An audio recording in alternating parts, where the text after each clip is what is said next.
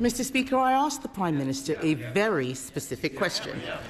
Did he know that Mandelson had continued his friendship with Epstein after the conviction? He says if he knew then what he knows now, but he did know. In January 2024, a journalist from the Financial Times informed the Prime Minister that Mandelson had stayed in Epstein's house even after that conviction for child prostitution. So did the Prime Minister conveniently forget this fact, or did he decide it was a risk worth taking? Prime Minister. Well, Mr. Speaker, as the House would expect, we went through a process. There was a due diligence exercise, and then there was security vetting by the security services. What was not known was the sheer depth and extent of the relationship. He lied about that to everyone for years. And new information was published in September showing the relationship was materially different to what we'd been led to believe.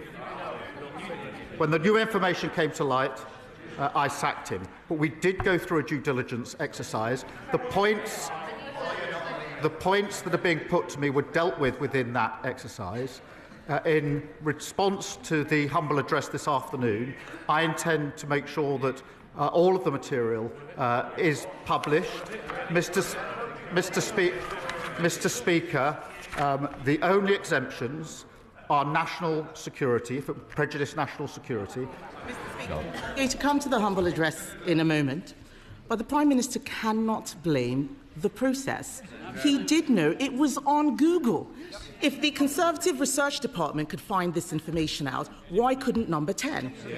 On the 10th of September, when we knew this, I asked him at that dispatch box. He gave Mandelson his full confidence at that dispatch box, not once, but twice. He only sacked him after pressure from us. I am asking the Prime Minister something very specific, not about the generalities of the full extent. Can the Prime Minister tell us, did the official security vetting he received mention Mandelson's ongoing relationship with the paedophile Jeffrey Epstein? So clear. Prime Minister. Yes, it did. As a result, various questions were put to him. I intend to disclose to this House all of the national security, prejudice to international relations on one side. I want to make sure this House sees the full documentation, so it will see for itself the extent to which time and time again Mandelson completely misrepresented the extent of his relationship with Epstein and lied throughout the process, including in response to the due diligence. Kemi Badenoch. Mr. Speaker, I think it is shocking what the Prime Minister has just said. How can he stand up there saying that he knew, but he just asked Peter Mandelson if the security vetting was true or false? This is a man who had been sacked from cabinet twice already for unethical behaviour. That is absolutely shocking.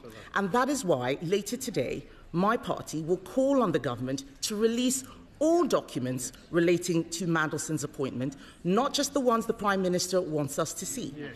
Because this government is trying to sabotage that release with an amendment to let him choose what we see, the man who appointed Mandelson in the first place.